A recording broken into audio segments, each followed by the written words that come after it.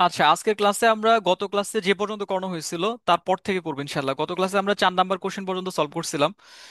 আমাদের সমাধান ছিল, বাট সমাধানের ক্ষেত্রে লেস অর ইকুয়াল অথবা লেস দেন চিহ্ন ব্যবহার করে যে অসমতাগুলো সেগুলো আমরা সমাধান করছি। তাহলে টাইপ 5-এ এখানে আমাদেরও সমাধান করতে হবে, বা সমাধান সেট সংখ্যা রেখে দেখাইতে হবে। বাট এখানে যেগুলো আছে এগুলোর ক্ষেত্রে আমরা গ্রেটার দেন চিহ্ন পাবো, কিছু ক্ষেত্রে ইকুয়াল চিহ্ন আছে, লেজেন্ড চিহ্নও আছে। বাট এই ক্ষেত্রে আমাদের মডুলাসটা লেফট সাইড রাইট সাইড দুই সাইডে আছে অসমতার মধ্যে। তার মানে গতদিন আমরা যেগুলো করছি ওগুলা থেকে এগুলা একটু ভিন্ন ধরনের বা একটু ডিফারেন্ট টাইপের ম্যাথ আমাদের এখানে, বা ডিফারেন্ট টাইপের লজিক এখানে আমাদের ব্যবহার করতে হবে। আচ্ছা, প্রথমে আমরা দেখো এই যে 1 নাম্বার আর 2 নাম্বার, এই দুইটা থেকে আমি 1 নাম্বারটা করে দিচ্ছি। 2 নাম্বারটা তোমাদের বাড়ি কাজ থাকবে, তোমরা নিজেরা করবা। দুইটা অঙ্কই সেম, মডুলাস গ্রেটার দেন 1 আর এখানে মডুলাস গ্রেটার দেন 9। তাহলে প্রথমটা দেখো,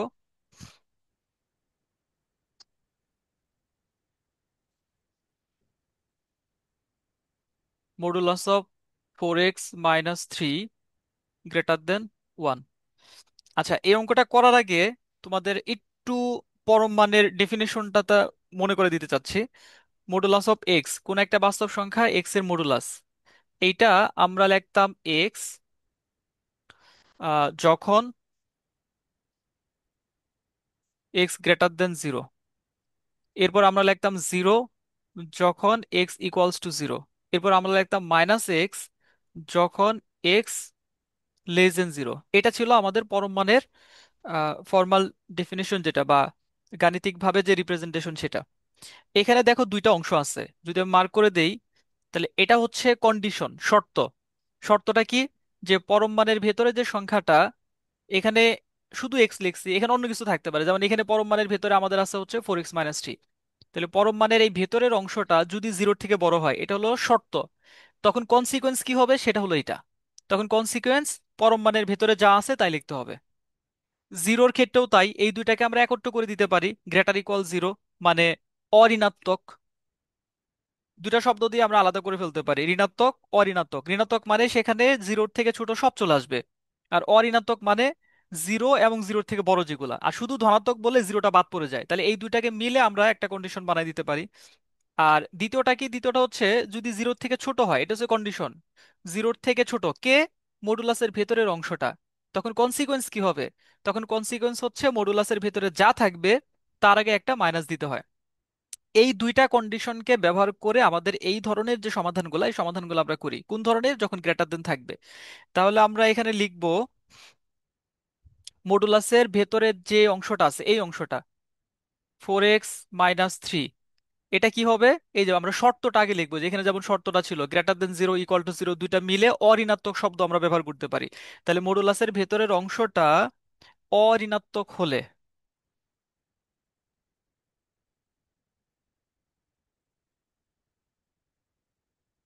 এটা অঋণাত্মক হলে কি হবে?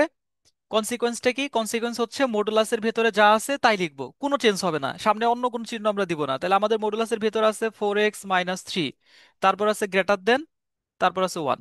তাহলে এই যে এই অংশটা আমরা লিখলাম। তাহলে এখন আমরা যদি রিলেট করে বলি, তাহলে এই যে অংশটুকু লিখছি, এই অংশটুকু হচ্ছে আমাদের এই যে কন্ডিশনটা, যে কখন কি হবে। তাহলে আমাদের গ্রেটার দেন 0 ইকুয়াল টু 0 দুইটা মিলে হচ্ছে অঋণাত্মক শব্দটা। তাহলে এই ক্ষেত্রে আমাদের কন্ডিশনের ক্ষেত্রে কনসিকোয়েন্স হচ্ছে মডুলাসের ভেতরে যা থাকে আমরা তাই লিখি। এই জন্য দেখো মডুলাসের ভেতরে ছিল 4x - 3, এখানে 4x - 3 লেখা হয়েছে, গ্রেটার দেন 1 গ্রেটার দেন 1। তারপর আমরা নর্মালি এটাকে সমাধান করে এখান থেকে এক্স এর মানটা বের করবো। তাহলে এক্স এর মান বের করার জন্য 4x - 3 + 3, দুই পাশে আমরা 3 যোগ করে দিলাম। তাহলে গ্রেটার দেন 1 + 3,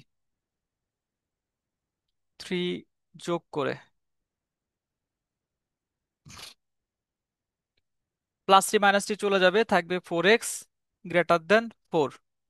এখন শুধু এক্স বের করার জন্য আমাদের 4 দ্বারা ভাগ করে দিতে হবে, তাহলে এক্স গ্রেটার দেন 1। তাহলে এখানেও সাইড নোট দিতে পারো যে 4 দ্বারা ভাগ করে।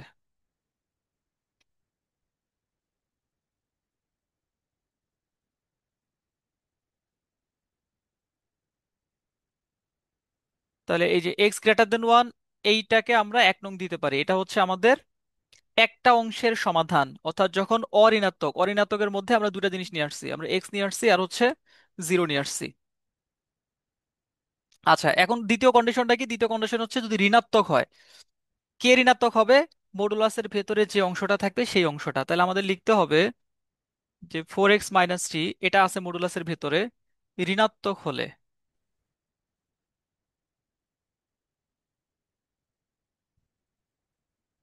ঋণাত্মক হলে কি করতে হয়? মডুলাসের ভেতরে যা থাকবে 4x - 3 তার সামনে একটা মাইনাস চিহ্ন আসবে। যেমনটা এই যে আমাদের পরমাণুর সংজ্ঞার মধ্যে আমরা যেটা করছিলাম, যে যখন x <0 তখন মডুলাসের ভেতর থেকে যেটা আছে এই যে এক্স, তার সামনে একটা মাইনাস চিহ্ন দিতে হয়েছে। এটা হলো আমাদের কনসিকোয়েন্স। কন্ডিশনটা কি? কন্ডিশন হচ্ছে এক্স এর মানটা 0 থেকে ছোট। তাহলে আমরা প্রথমে কন্ডিশন লিখলাম যে পরমাণুর ভেতরে আছে 4x - 3, এইটা ঋণাত্মক। এটা যদি ঋণাত্মক হয় তাহলে আমাদের কনসিকোয়েন্স হবে এটা সামনে একটা মাইনাস চিহ্ন অতিরিক্ত আসবে, আর >1 যা আছে তাই থাকবে। আচ্ছা, এখন এটা যদি তুমি সমাধান করো, প্রথমে মাইনাসটা দূর করে নাও, মাইনাস দ্বারা আমরা গুণ করে দেই। তাহলে মাইনাস দ্বারা গুণ করে দিলে 4x - 3 চিহ্ন কি হবে? মাইনাস দ্বারা গুণ করার ক্ষেত্রে আমাদের পরমাণু চিহ্ন, সরি, অসমতা চিহ্ন কি হয়? পরিবর্তন হবে। হ্যাঁ, পরিবর্তন হয়ে যাবে। তাহলে >, আছে, এটা হয়ে যাবে <-1। তাহলে এইটার -1 দ্বারা গুণ করে।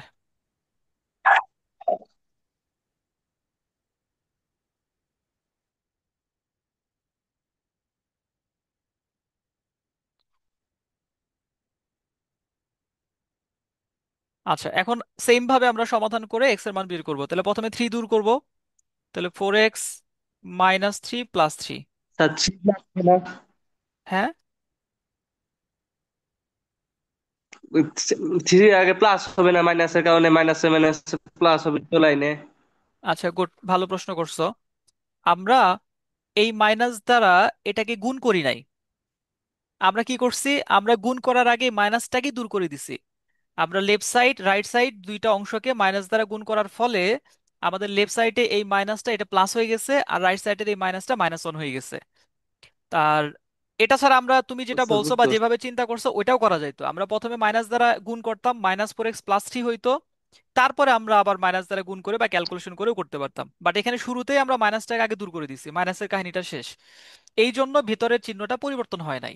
চিহ্ন মাইনাস দ্বারা গুণ করার আগেই আমরা মাইনাসকে রিমুভ করে দিছি। বুঝতে পারছো? বুঝতে পারছি স্যার। আচ্ছা, জি জি এরপরে জি। এখানে +3 - 3 চলে যাবে, থাকবে 4x <2। এখন আমাদের এখানে 4 দ্বারা ভাগ করলেই হচ্ছে, বা x <4 দ্বারা ভাগ করলে হবে 1/2, 4 দ্বারা ভাগ করে।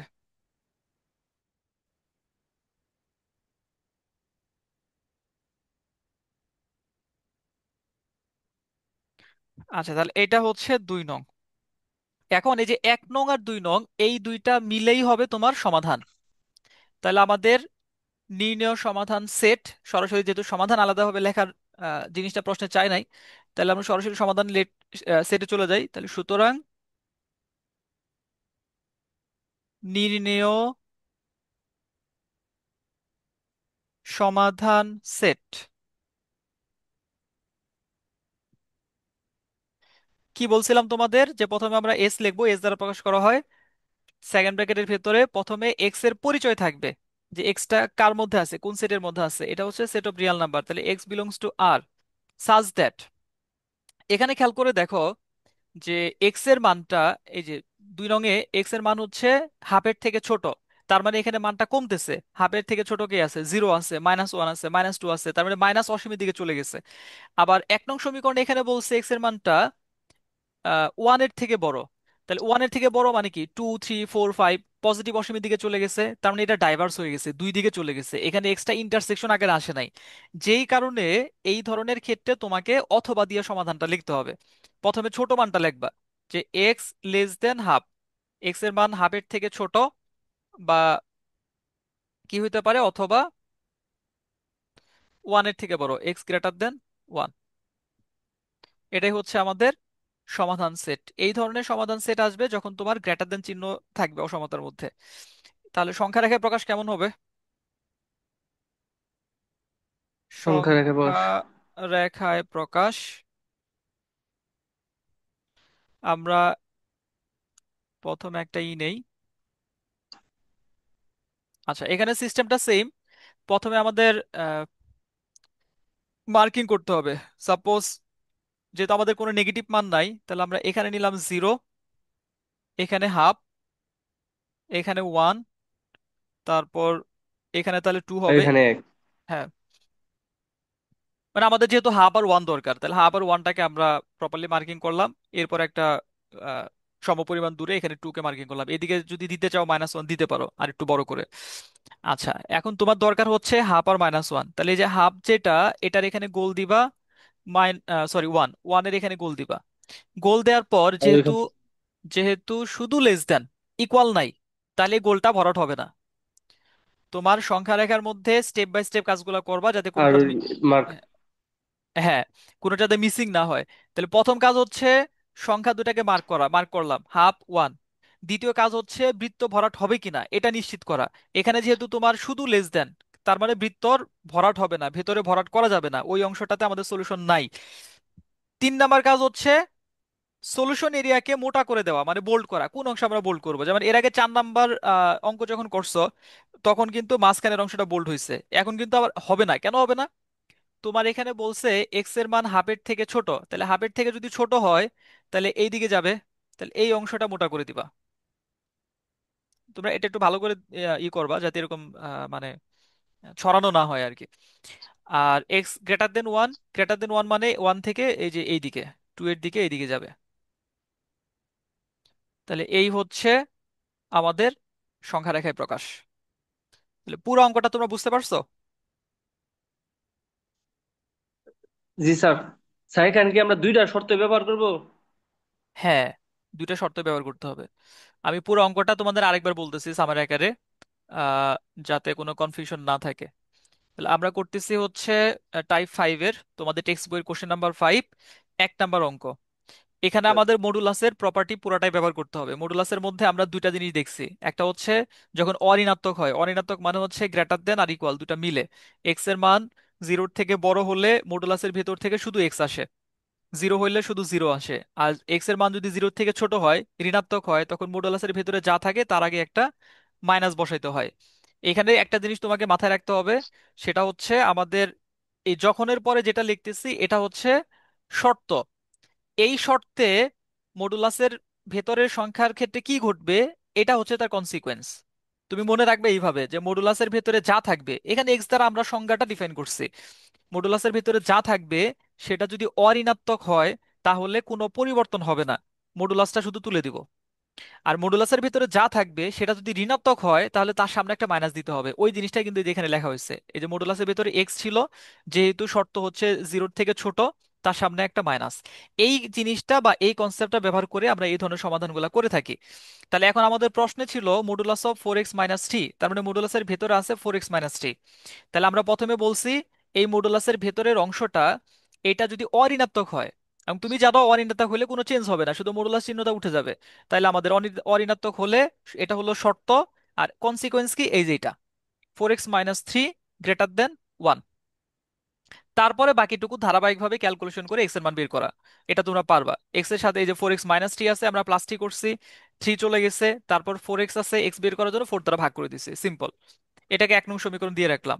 তাহলে আমাদের অর্ধেক কন্ডিশন ব্যবহার হয়েছে, বাকি অর্ধেক তো ব্যবহার করতে হবে। বাকি অর্ধেক কি? বাকি অর্ধেক হচ্ছে মডুলাসের ভেতরের অংশটা যদি ঋণাত্মক হয়, 4x - 3 ভেতরে যা আছে পুরোটাই, তাহলে এইটুকু হচ্ছে আমাদের কন্ডিশন, যে যদি ঋণাত্মক হয়, তাহলে ঋণাত্মক হলে কি হবে, মডুলাসের ভেতরে যা থাকবে তার আগে একটা মাইনাস দিতে হবে। এটা হলো এই যে সেই মাইনাস। তাহলে এরপরে তুমি মাইনাস দ্বারা গুণ করে ক্যালকুলেশন করতে পারো। আর আমি যেটা করছি এখানে, এই মাইনাসটাকে প্রথমে দূর করে নিছি, মানে এটাকে মাইনাস দ্বারা গুণ করার আগেই -1 দ্বারা পুরা অসমতাকে গুণ করে দিছি, যার ফলে এই সামনের মাইনাস চলে গেছে, এখানে যা ছিল তাই আছে, 4x - 3 চিহ্ন গ্রেটার দেন ছিল লেস দেন হয়ে গেছে, আর 1 হয়ে গেছে -1। তারপরে এক্স এর মান বের করছি, এখান থেকে ধারাবাহিক ক্যালকুলেশন করে এক্স লেস দেন হাফ আসছে। তাহলে এই দুইটা মিলে একত্রভাবে হয়েছে আমাদের সমাধান সেট, নির্ণয় সমাধান set S equals to x belongs to R such that x less than half. এটা আগে লিখছি কারণ এটা ছোট অংশ, হাফ থেকে -ইনফিনিটি দিকে চলে যাচ্ছে, এই যে এইদিকে চলে যাচ্ছে এই অংশটা, অথবা x 1, 1 থেকে পজিটিভ ইনফিনিটির দিকে। তাহলে এখন সংখ্যা রেখায় দেখাতে হবে, সংখ্যা রেখায় আমাদের মেইন ফোকাস হচ্ছে এক্স এর সাথে সম্পর্কিত যে মানগুলা সেগুলা। এক্স এর সাথে এখানে সম্পর্কিত হচ্ছে হাফ আর হচ্ছে 1, এই জন্য আমি 0-র পরে এই দুইটাকে প্রপারলি মার্কিং করছি, হাফ এবং 1। মার্কিং করার পর স্টেপ বাই স্টেপ জিনিসগুলোকে নিশ্চিত করবা। 1 নাম্বার, এক্স এর সাথে সম্পর্কিত সংখ্যাগুলোকে আমরা গোল দিব, হাফকে গোল দিছি, ওয়ানকে গোল দিছি। 2 নাম্বার, এই গোলটা ভরাট করবো কিনা। এখানে যেহেতু শুধু লেস দেন, ইকুয়াল চিহ্নটা নাই লেস দেনের সাথে, এই জন্য বৃত্তটা ভরাট হবে না, ফাঁকা থাকবে। ভরাট করলে মার্ক কাটবে। আচ্ছা, আর 3 নাম্বার কি? 3 নাম্বার হচ্ছে সলিউশন এরিয়াটাকে বোল্ড করে দেওয়া, মোটা করে দেওয়া। মোটাটা আমরা কোনটা করব, কোন অংশ করব? এই যে এক্স লেস দেন হাফ, হাফের থেকে ছোট, এই যে হাফ হাফের থেকে ছোট হলো এই দিকে, এই জন্য এই অংশটা মোটা করা হয়েছে। তারপরে হচ্ছে এক্স গ্রেটার দেন ওয়ান, এই ওয়ান থেকে বড়, তাহলে এই দিকে এই অংশটা মোটা করা হয়েছে। তোমার অঙ্ক শেষ। এটুকু যদি করতে পারো, নির্ভুলভাবে মার্ক কাটার কোনো সুযোগ থাকবে না ইনশাল্লাহ। এখন বলো, এটা তোমরা মানে ক্লিয়ার হয়েছো কিনা, আর দ্বিতীয়টা পারবা কিনা, এই যে 2 নাম্বার যেটা আছে এটা পারবা কিনা? জি ক্লিয়ার স্যার, হয়েছে, বুঝতে পারবো। পারছি। প্রশ্ন ছিল। আচ্ছা, ক্লিয়ার হওয়ারই একটা কথা। প্রশ্ন ছিল। আহ এখন তাহলে 3 নাম্বারটা দেখাই দেই। 3 নাম্বারটা দেখাই আর দিলে। একটা প্রশ্ন ছিল। হ্যাঁ বলো, প্রশ্ন বলো। স্যার এই মডুলাসের ভিত্তি যদি স্যার মান থাকে সেই ক্ষেত্রে তো স্যার মাইনাস থাকলে প্লাস হয়ে যায় ওই ক্ষেত্রে। আর ওই এক্স এর মান ছোট বড় ভাই শর্ত তো তখন তো স্যার এরকম মানে না, কিন্তু এখন স্যার এইরকম আচ্ছা, এই ক্ষেত্রে তোমার একটা চলক নিয়ে তুমি কাজ করতেছো।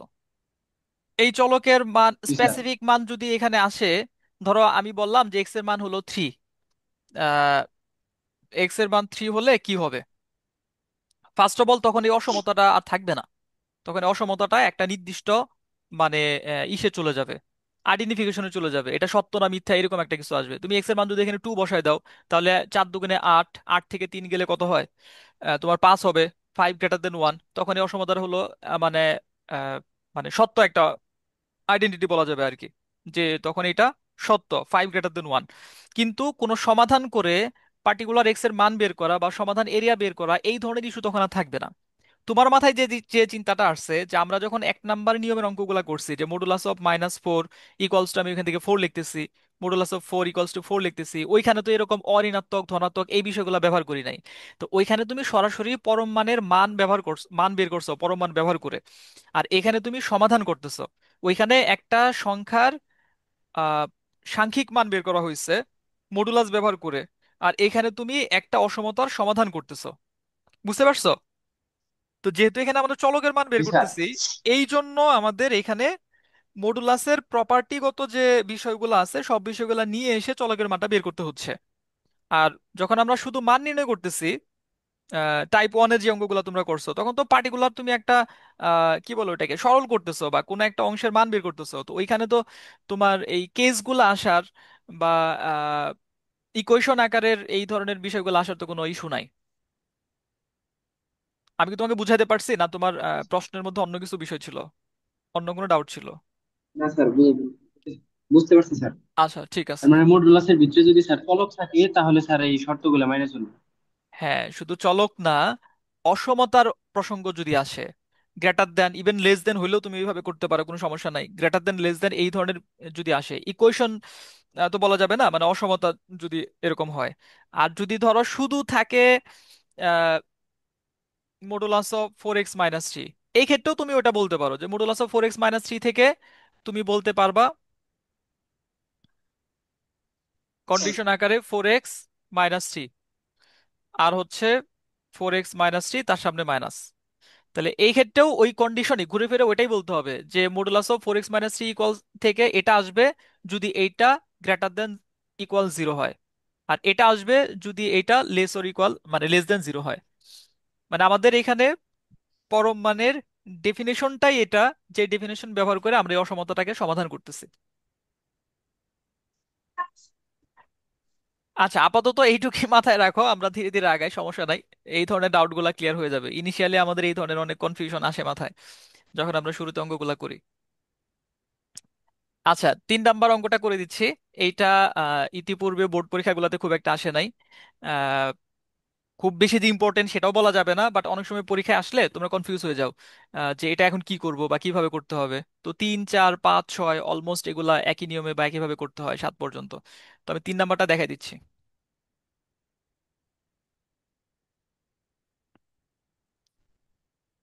3 নাম্বারটা প্রশ্ন তোমার আছে হলো modulus of x - 5 equals to 2x - 3। তাহলে modulus of x - 5 equals to modulus of 2x - 3। আচ্ছা, এটার ক্ষেত্রে তোমাকে ফার্স্ট অফ অল দুই পাশে বর্গ করে দিতে হবে মডুলাসটা দূর করার জন্য। তাহলে দুই পাশে যদি আমরা বর্গ করে দেই, তাহলে x - 5 whole square equals to 2x - 3 whole square. এখন প্রশ্ন করতে পারো, আমি বর্গ করে দিলে মডুলাসটা কেন উঠে যাবে? এটা মডুলাসের একটা প্রপার্টি আছে। বাট এইভাবে বিষয়টা মনে রাখতে পারো, তোমার মডুলাসের কাজ হচ্ছে পজিটিভিটি নিয়ে আসা। কোনো একটা সংখ্যায় মডুলাস দিলে সেটা ধনাত্মক করে দেয়, আর তুমি যখন বর্গ করে দিবা তখন ওই কোয়ান্টিটিটা ধনাত্মক হয়ে যায়, যে কারণে আমাদের মডুলাসটা তখন আর প্রয়োজন হয় না। এখানে লিখবো আমরা বর্গ করে। আর এটা প্রপার্টিটা যেটা, প্রপার্টি হচ্ছে modulus of A square, sorry, modulus of A square equals two A square. এটা পরম মানের একটা বৈশিষ্ট্য আছে। আচ্ছা, এটা বেটার হয় তোমরা এখানে এইটা দুইটা লাইনে করো, তাহলে এই যে প্রপার্টি যে জিনিসটা এটা উল্লেখ করে দেওয়া যাবে। প্রথমে বর্গ করে দাও, x - 5 square equals to 2x - 3 square, বর্গ করে। এরপরে এখান থেকে লেখো x - 5 whole square, 2x - 3 whole square. তাহলে আমাদের বৈশিষ্ট্যটা অ্যাপ্লাই করা হলো। তাহলে এটা সাইড নোট আকারে তুমি লিখে রাখো, তাহলে তোমার মনে থাকবে। আচ্ছা, এখন এটাকে সমাধান করে এক্স এর মান বের করলে আমাদের অঙ্ক শেষ। তো এটা আমার কঠিন কিছু না। তাহলে আমরা যদি বর্গ করে দেই, তাহলে x² - 2ab, তার মানে 10x plus 25 equals to 4x² minus 3 দুগুণে 6, 6 দুগুণে 12, তাহলে 12x প্লাস 9। আমরা এখন সবগুলাকে একপাশে নিয়ে আসবো। x² - 10x plus 25 minus 4x² plus 12x - 9 equals to 0। তাহলে তোমার x² - 4x², এখান থেকে থাকবে -3x² minus 10x plus 12x, তাহলে প্লাস 2x। আর 25 থেকে যদি টু 9 চলে এক্স যায়, তাহলে থাকবে আমাদের মাই 25 থেকে 16 9 থাকে গেলে স্যার। কত থাকে? 16। 16 থাকে, হ্যাঁ। 16। Plus 16 plus sir. হ্যাঁ হ্যাঁ, +16 ইকুয়ালস টু 0। তাহলে আমরা মিডিল টার্ম করব, তার আগে আহ, সামনের এই মাইনাসটা দূর করে দিই। নর্মালি আমরা মিডিল টার্ম গুলোর ক্ষেত্রে সামনে প্লাস নিয়ে ক্যালকুলেশন করে কমফোর্টেবল। তাহলে মাইনাস দ্বারা গুণ করে দিলে 3x² minus 2x plus 16 equals to 0। তাহলে -1 দ্বারা গুণ করে, -16 না স্যার? হ্যাঁ -16।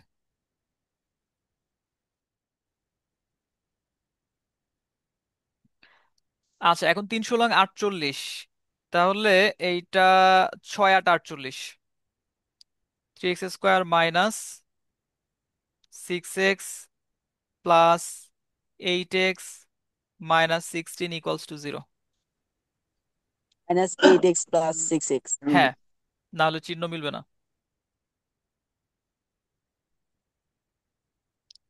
এটা প্লাস হবে, এটা মাইনাস হবে।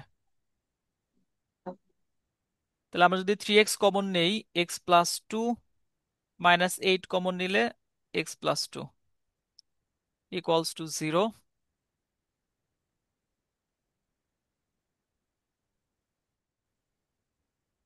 3x - 8, x+2 equals to 0। সুতরাং x ইকুয়ালস টু, একবারে লিখে দিই, 8/3 কমা -2। আচ্ছা, এটার ক্ষেত্রে তোমার কনফিউশন হতে পারে সংখ্যা রেখায় গিয়ে। তো এই জিনিসটা লিখে দিচ্ছি। প্রথমে সমাধান সেটটা লেখো, যে সুতরাং সমাধান সেট s ইকুয়ালস টু -2, 8/3, মানে ছোট মানটা আগে লিখছি, তারপরে বড় মানটা লিখছি। সংখ্যা রেখায় প্রকাশ।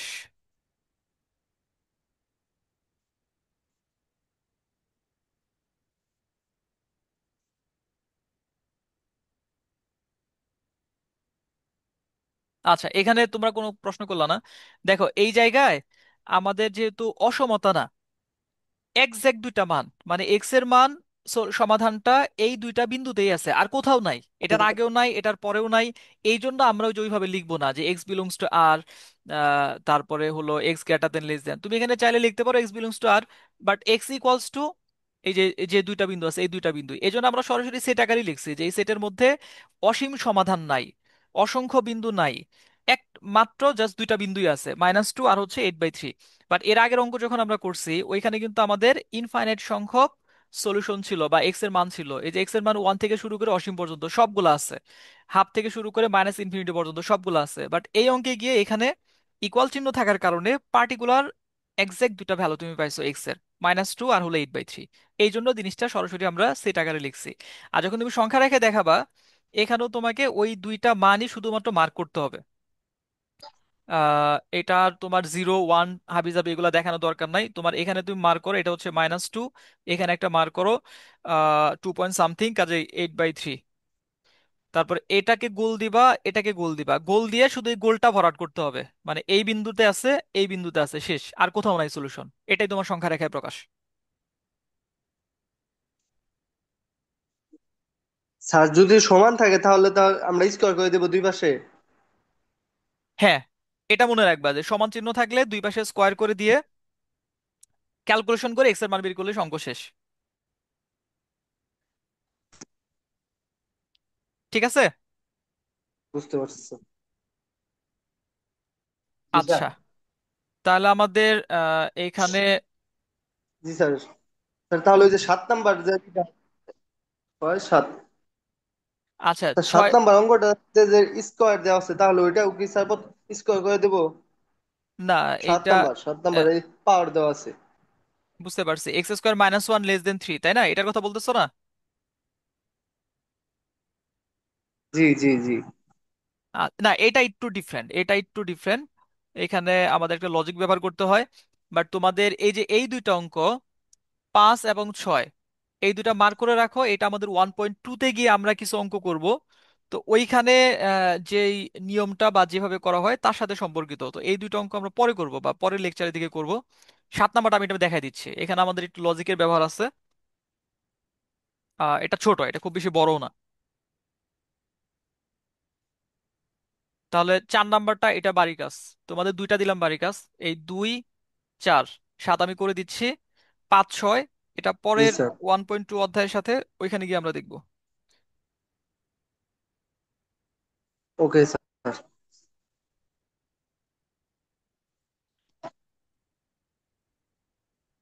সাথে তোমার আছে হচ্ছে মডুলাস অফ x² - 1 <3।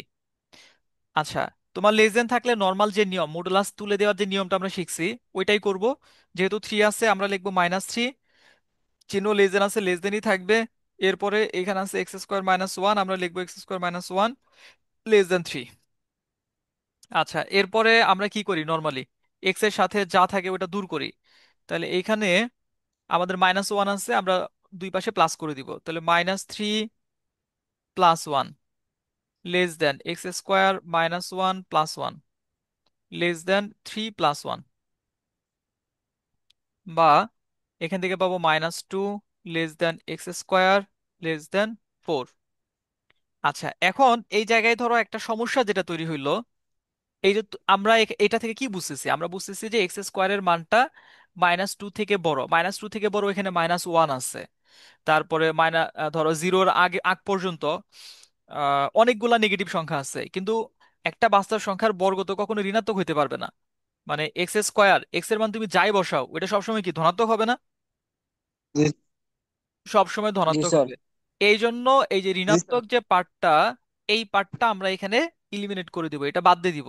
তাহলে এখানে আমাদের অসমতা থাকবে হচ্ছে x² <4, শুধুমাত্র এই অংশটা। আর এক্স এইখান, স্কয়ার 4। হ্যাঁ হ্যাঁ, এইটা থেকে আমাদের পরবর্তীতে আমরা এক্স এর মান বের করব। তাহলে এখানে সাইড নোট দিয়ে দিবা যে বাস্তব সংখ্যার বর্গ, যেহেতু বাস্তব সংখ্যার বর্গ ঋণাত্মক হয় না,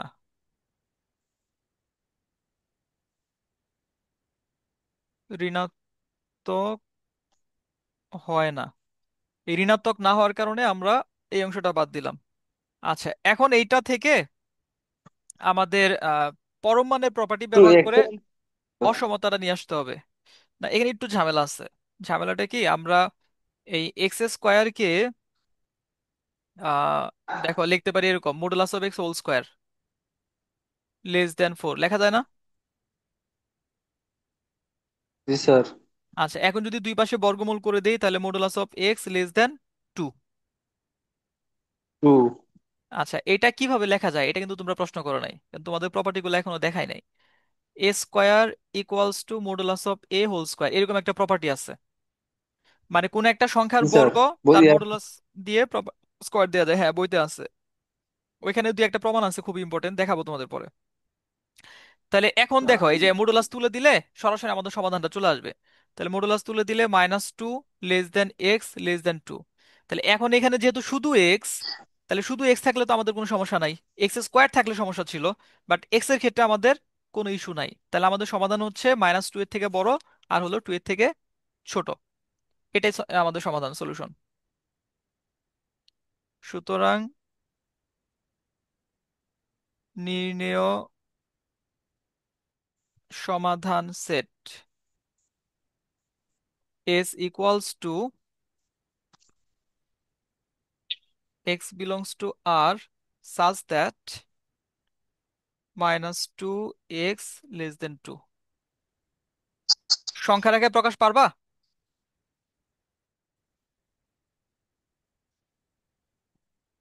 জি স্যার। হ্যাঁ পারবো স্যার। হ্যাঁ, সংখ্যা রেখায় প্রকাশে আমরা -2 কে মার্ক করলাম। সাপোজ এইখানে হচ্ছে আমাদের -1, এইখানে তাহলে 0, এখানে 1, এখানে 2। এই দুইটাকে আমরা গোল দিব। গোল দেওয়ার পর ভরাট হবে না যেহেতু ইকুয়াল নাই। -2 এর থেকে বড়, জি স্যার। তার মানে এই দিকে কত পর্যন্ত, এখানে আবার 2 এর থেকে ছোট, তাহলে এই জি দিকে স্যার। শুধু আর দুই এর মাঝখানের থেকে অংশ। এদিকে। শেষ।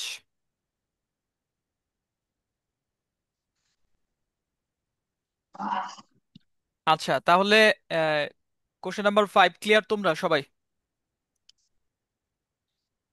জি স্যার। জি স্যার। ঠিক আছে। এখন তোমরা তাহলে এই যে মাঝে যে দুইটা অঙ্ক তোমাদের মানে বাড়ির কাজ দিলাম, বাড়ির কাজ বলতে তোমরা এখনই ওই দুটাকে সলভ করে ফেলো। আমি তোমাদের 10 মিনিট সময় দিচ্ছি, 10 মিনিটের মধ্যে ওইটা সমাধান করে আমাকে নক দাও। এরপর পরের সেশনে বা এরপর আবার নতুন ক্লাস শুরু করে তোমাদের পরের নিয়মের অঙ্কগুলো দেখাবো, কোশ্চেন নাম্বার 6, কোশ্চেন নাম্বার 7।